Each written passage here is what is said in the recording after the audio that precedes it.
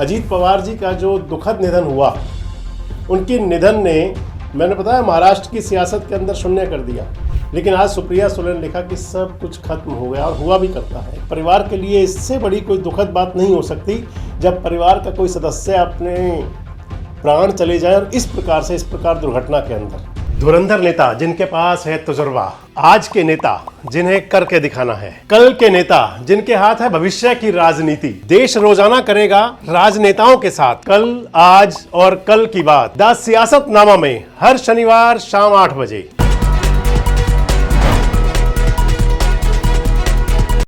दोस्तों नमस्कार, मैं संजय मग्गू और मौजूद है देश रोजाना के डिजिटल मीडिया मंच पर। बुधवार की सुबह देश की राजनीति के लिए और खासकर महाराष्ट्र की राजनीति के लिए एक मनहूस खबर लेकर के आई। बुधवार की सुबह यानी कि आज सुबह महाराष्ट्र के उप मुख्यमंत्री, एनसीपी नेशनलिस्ट कांग्रेस पार्टी है जो, उसके नेता अजीत दादा पवार का विमान दुर्घटना में दुखद निधन हो गया और इसके साथ ही महाराष्ट्र की राजनीति में एक शून्य भी खड़ा हो गया। अजीत पवार बारामती में थे। बारामती से उनको जाना था अपनी पार्टी के जो उनके कैंडिडेट्स थे, जिला परिषद का वहाँ पर चुनाव चल रहा है। अभी हाल ही में नगर निगम का चुनाव हुआ था।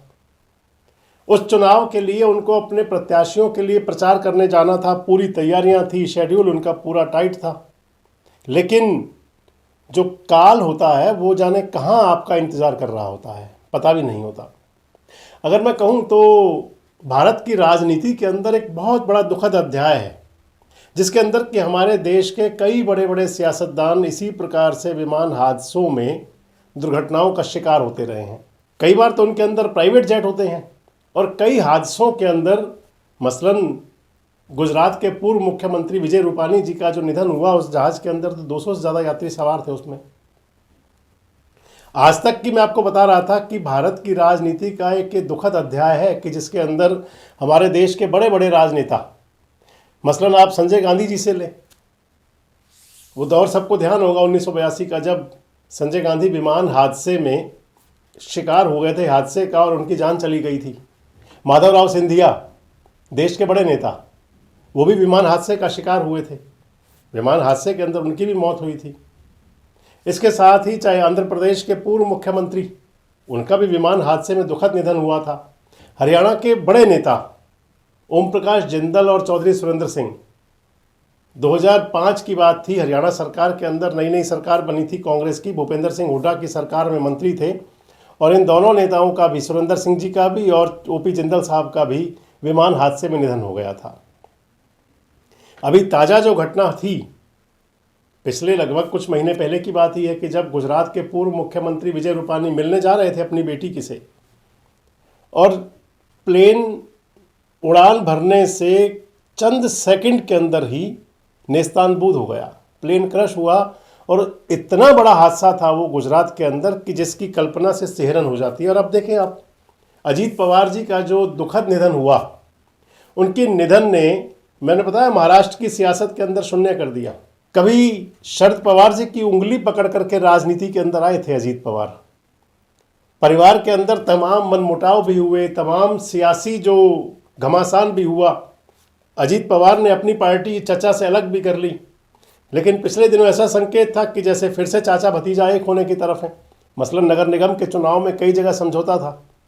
आज जब उनका निधन हुआ तो सुप्रिया सुले की जो टिप्पणी आई, सुप्रिया सुले चचेरी बहन है, शरद पवार जी की बेटी हैं, और राजनीति के अंदर बहुत बड़ा मनमुटाव रहा था दोनों बहन भाई के अंदर।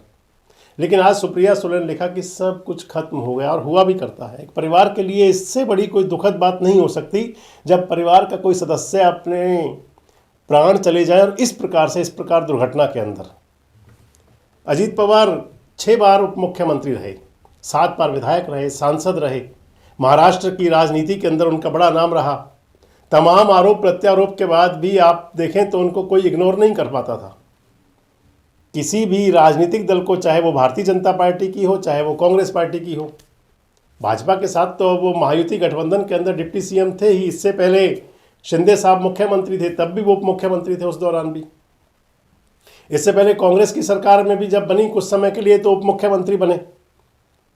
पहले भी एक बार उप मुख्यमंत्री रहे 3 दिन के लिए, यानी कि अलग अलग टर्म में 6 टाइम महाराष्ट्र के उप मुख्यमंत्री रहे। सियासत के अंदर जो उनका कद था वो आप इसे समझ सकते हैं कि आज जब उनका निधन हुआ तो लोग अपने आप को संभाल नहीं पा रहे थे। जिस प्रकार का वहाँ का दुखद माहौल था, उस माहौल के अंदर कोई भी व्यक्ति अपने आप को संभाल नहीं पा रहा था। जो उनके प्रशंसक थे, जो उनके शुभ चिंतक थे, और खासकर अगर मैं बारामती की बात करूं तो वहाँ तो जैसे परिवार का, पूरे पवार परिवार का ही वहाँ से विधायक थे अजीत दादा पवार, सुप्रिया सुले वहाँ पर सांसद हैं। मतलब कोई भी व्यक्ति जो परिवार का था उसका बारामती के साथ में बहुत नज़दीक दिल का रिश्ता रहा। और इस समय जो बारामती के अंदर जो थी स्थिति, आज विमान हादसे के बाद में आप समझे तो तमाम कार्यकर्ताओं का, समर्थकों का, शुभचिंतकों का रो रो करके बुरा हाल था। अजीत दादा पवार के निधन पर देश के तमाम विपक्ष, पक्ष, सभी नेताओं ने अपनी शोक संवेदनाएं भी जाहिर की। देश के प्रधानमंत्री नरेंद्र मोदी, देश के गृह मंत्री अमित शाह, लोकसभा में विपक्ष के नेता राहुल गांधी, प्रियंका गांधी वाड्रा, ममता बनर्जी, तमाम सभी नेताओं ने उनके निधन पर शोक जताया, अलग अलग अपने शोक संवेदनाएं भी जाहिर की। और अब इंतजार रहेगा एक रिपोर्ट का कि आखिर किस प्रकार से घटना घटी, कैसे ही हादसा हुआ, क्योंकि 5 लोग सवार थे विमान के अंदर, एक पायलट, एक को पायलट और एक विमान कर्मी, 5 चौथे उनके सुरक्षाकर्मी अजीत पवार के, और 5वें खुद अजीत पवार। 5 लोगों की इस हादसे के अंदर दुखद मृत्यु हुई। पहले तो जो समाचार फ्लैश हुए थे घायल होने के, और उसके कुछ समय बाद क्योंकि विमान जल करके राख हो गया था, लगभग मलबा ही मिला ज़्यादा तो उसमें। अब जांच होगी तो जांच से पता चलेगा कि आखिर कहाँ कमी थी। जो जेट कंपनी है उसने भी कहा है कि हम जांच का इंतज़ार करेंगे और जांच में जो सामने आएगा उसके बाद पता चल पाएगा कि आखिर क्या चूक थी। प्रथम दृष्टया तो माना जा रहा है कि विजिबिलिटी ना होने की वजह से, यानी कि मौसम खराब की वजह से हादसा हुआ, लेकिन जब इसकी जांच होकर के सामने आएगी तो पता चल जाएगा कि आखिर क्या वजह थी। लेकिन इतना ज़रूर है कि इस क्रूर हादसे ने महाराष्ट्र की राजनीति के अंदर एक बड़े नेता को भारत से छीन लिया।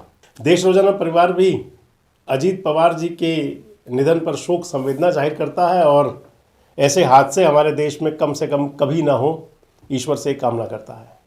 हमारे साथ जुड़े रहने के लिए सब्सक्राइब करें देश रोजाना के YouTube चैनल को, और नई वीडियो की नोटिफिकेशन पाने के लिए बेल आइकन जरूर दबाएं। अगर आप ये वीडियो Facebook या Instagram पर देख रहे हैं तो पेज को लाइक और फॉलो जरूर करें और ज्यादा से ज्यादा शेयर करें।